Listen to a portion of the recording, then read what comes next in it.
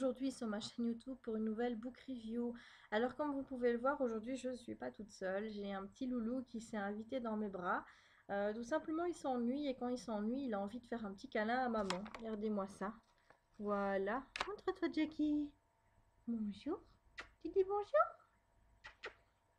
Voilà. Ouais ma pupille. Ouais, t'as raison.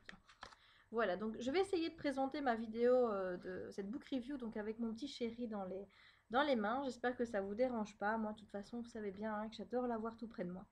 Alors aujourd'hui, je vais vous parler d'un roman jeunesse que j'ai bien aimé. Alors c'est étonnant parlant de cette saga, vu que généralement quand je lis un tome de cette saga-là, c'est vraiment parce que j'ai envie de me détendre et que j'ai pas envie de me prendre la tête et de lire un petit bouquin qui se lit très très très vite, sans en attendre grand-chose. Et bien là, étonnamment pour ce 6e tome, je dois dire que j'ai été quand même étonnamment bien surprise et dans le bon sens, tout simplement parce que je suis ressortie avec une super bonne impression et l'envie de continuer la saga alors que j'étais plutôt avant de commencer, je m'étais dit, bon ben voilà, si le 6 il est pas bon, ben j'arrêterai là.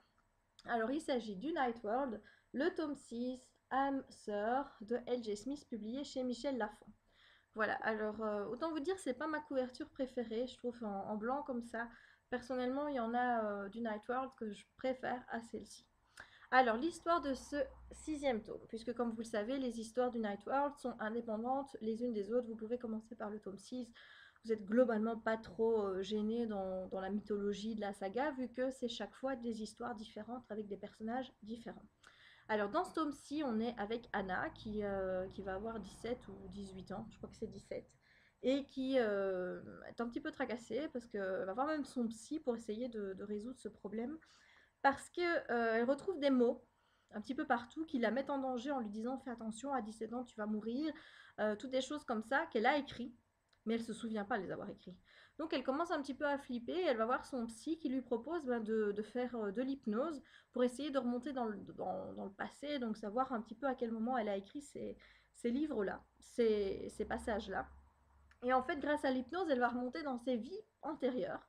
Et elle va s'apercevoir qu'il y a toujours des mêmes personnages qui gravitent autour d'elle, notamment un vampire qui s'appelle Thierry. Et grâce à comment dire, à ces séances d'hypnose, elle va essayer tant bien que mal de remettre de l'ordre dans ses idées, de comprendre ce qui est arrivé dans sa vie, pourquoi elle se réincarne, toutes des choses comme ça. Et elle va revoir Thierry. Et cette fois-ci, il s'agit évidemment de contrer un petit peu cette malédiction qui fait qu'à chaque fois, à chacune de ses vies, quand elle a eu 17 ans, elle est morte. Et donc l'idée ici, c'est évidemment de comprendre ce qui se passe pour éviter qu'elle meure dans cette vie-ci. Alors, bon, faut pas vous étonner, l'histoire, elle casse pas trois pattes à un canard, hein, donc il s'agit toujours d'une romance un peu paranormale entre une jeune humaine et un vieux vampire, donc pour ça, pas trop d'originalité. Mais ce que j'ai vraiment, vraiment, vraiment, vraiment bien aimé dans ce tome-ci, c'est enfin, j'ai eu plus d'explications sur le Night World, puisque depuis le début, on nous parle du Night World, donc ce monde qui est peuplé de vampires, de sorcières, de loups-garous, mais on n'en sait jamais beaucoup, on sait qu'il y a des règles, mais voilà, on ne sait pas, sur le Night World en tant que tel, on n'en apprend pas énormément. Et là, mon Dieu, j'ai kiffé. Franchement, je vais vous dire, j'ai kiffé parce que pour une fois, L.J. Smith, elle est allée au bout de l'idée. Elle a expliqué la mythologie des vampires, ces vampires du Night World. Elle est allée jusqu'au bout. Elle nous a expliqué comment est né le premier vampire, le premier Lamise, le premier vampire mordu. Et mon Dieu, que ça fait du bien. Je vous assure que j'attendais ça depuis longtemps et j'ai vraiment adoré cette mythologie. J'ai aimé la façon dont elle l'a présentée. J'ai aussi aimé l'histoire des âmes anciennes, donc le fait que Emma revienne comme ça, Anna plutôt, pardon, que Anna revienne à plusieurs reprises, qu'on puisse revoir un petit peu ses anciennes vies, même si c'est survolé à travers l'hypnose, comprendre un petit peu ce qui s'est passé. Voilà, moi j'ai adoré ce volet-là. Pour une fois, on a eu plus de renseignements sur le Night World. On a eu une vraie mythologie vampire qui se met en place et c'est super. Voilà, donc rien que pour ça, je vous conseille de le lire, juste pour ça, parce que c'était vraiment, vraiment intéressant. Alors, ce que j'ai aussi aimé, c'est qu'une fois c'est la première fois que je sens un petit fil conducteur dans ce roman du Night World. Jusqu'ici, je vous dis, ce sont des histoires qui sont totalement indépendantes les unes des autres. Et là, pour une fois, on a revu les anciens. Donc, on a vu Poppy, qui était dans le tome 1.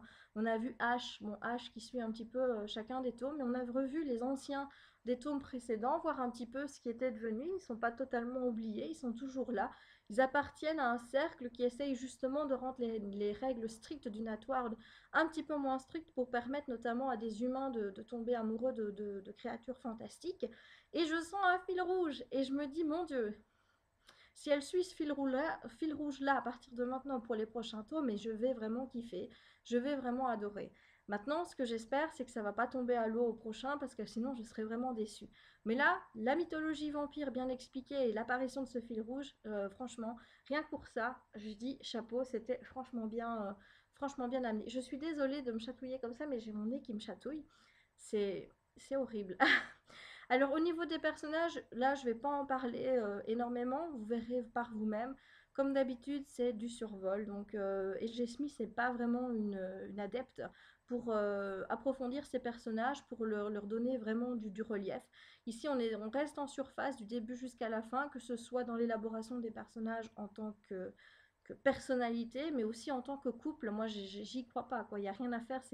C'est trop bizarre. Ces couples, ça tombe amoureux en 2 secondes. Voilà. Donc, moi, les couples à la L.J. Smith, j'y crois pas. Voilà. Ça fait partie de l'histoire, mais pour moi, c'est pas le plus important. Moi, ce que j'espère en lisant le Night World, c'est tomber sur des petites perles comme ici pour voir un petit peu améliorer cette mythologie qui reste assez floue. Qui restait donc assez floue jusqu'ici. Au niveau du style, vous prenez pas la tête, quoi. C'est un L.G. Smith, ça se lit très vite. S'il y a 270 pages, vous lisez ça en une après-midi. C'est fluide, ça se lit bien. L'histoire est donc racontée à la troisième personne. Il n'y a pas de point de vue en jeu. Les descriptions sont vraiment minimes. Il y a beaucoup de textes, dialogues. Donc c'est très très très fluide. C'est très simple comme vocabulaire et ça se lit très vite. Les phrases, c'est vraiment, on pourrait dire que c'est sujet, verbe, COD, quoi. Il n'y a pas vraiment de recherche au niveau d'un style ou quoi que ce soit. Mais voilà, quand on lit L.G. Smith, quand on lit Night World, on le sait, après 6 tomes, si j'étais pas encore au courant, hein, c'est qu'il y a un problème. Et donc forcément, je vais pas vous dire et m'amuser à critiquer le style là, puisque je sais à l'avance que je vais tomber sur quelque chose d'ultra simple. Et si j'en avais envie à ce moment-là, ben voilà, quand je pointe dans le bouquin, et puis si je veux quelque chose de plus élaboré, je sais que c'est pas vers ce genre de bouquin que je dois me tourner. Mais globalement, c'est une saga que j'aime bien suivre, même si je vous dis, elle me casse pas trois pattes en canard, ça transcende pas. Moi, ça me plaît toujours bien de me détendre avec un petit Night World. Et là, ben, globalement, ce tome 6, c'est le meilleur. Pour moi, c'est le meilleur de la série. J'ai le 7 qui est dans ma palle. J'ai hâte de le lire pour voir un petit peu si elle va suivre le fil rouge dont je vous ai parlé tout à l'heure. Mais voilà, donc je vous conseille cette saga si vous avez envie de lecture détente. Maintenant, si vous cherchez quelque chose de plus élaboré, clairement, c'est pas pour vous.